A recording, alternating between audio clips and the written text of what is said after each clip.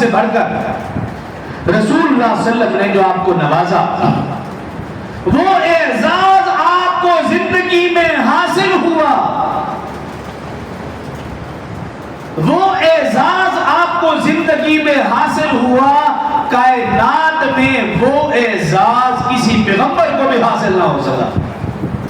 اتنا بڑا اعزاز حضرت عثمان رضی اللہ عنہ اس اعزاز میں پوری کائنات میں تنے تنہا ہے۔ اتنا بڑا اعزاز کہ ایسا اعزاز کسی پیغمبر کو بھی حاصل نہ ہو سکا۔ وہ اعزاز یہ کہ رسول اللہ صلی اللہ علیہ وسلم نے اپنی 2 بیٹیاں، 2 صاحبزادیاں یکے بعد دیگرے آپ کے نکاح میں دی، اور آپ کو پھر لقب دیا ذوالنورین، یعنی 2 نوروں والا۔ یہ لقب عطا فرمایا، یہ اعزاز عطا فرمایا، اور یہ اعزاز دنیا میں کسی پیغمبر کو بھی نہیں ملا۔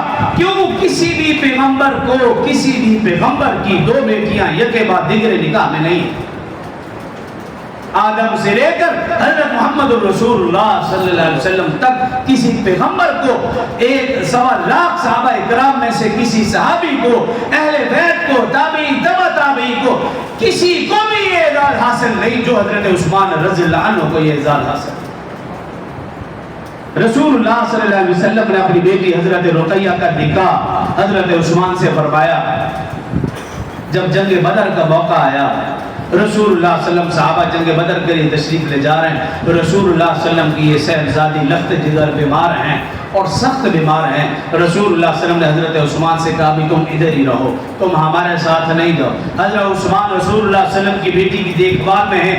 جب رسول اللہ صلی اللہ علیہ وسلم صحابہ اکرام جنگ بدر سے واپس آ رہے ہیں، حضرت عثمان رضی اللہ عنہ رسول اللہ صلی اللہ علیہ وسلم کی بیٹی لخت جگر کو جنت البقیع قبرستان میں دفن فرما رہے ہیں۔ رسول اللہ صلی اللہ علیہ وسلم مدینہ پہنچے، اطلاع ملی آپ کی بیٹی وفات پا چکی ہے۔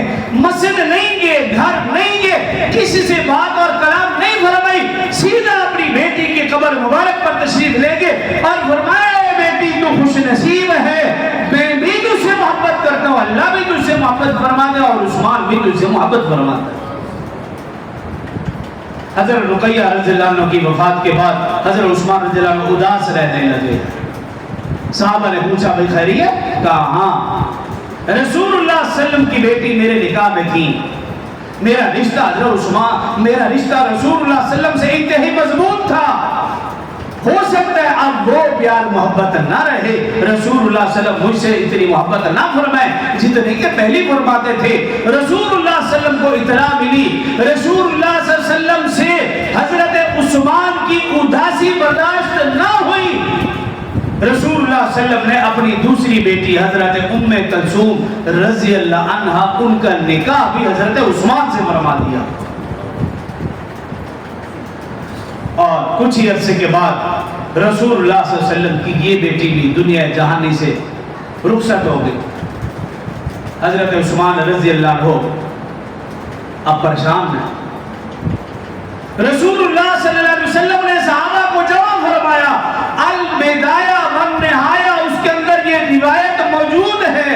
رسول اللہ صلی اللہ علیہ وسلم نے صحابہ کی موجودگی میں فرمایا، اے عثمان تو غمزدہ نہ ہو، اگر 40 بیٹیاں بھی ہوتی میں یہ بعد دیگرے تیرے نکاح میں لیتا۔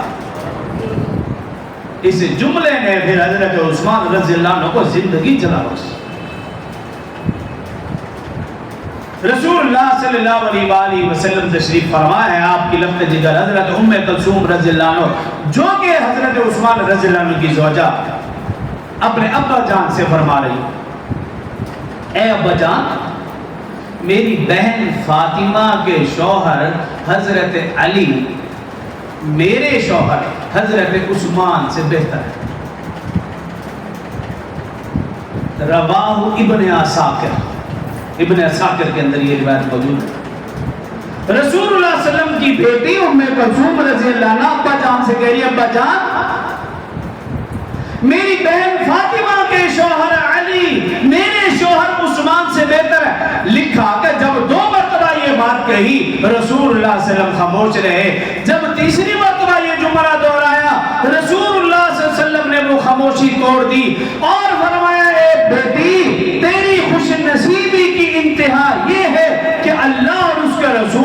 عثمان سے محبت فرماتا ہے.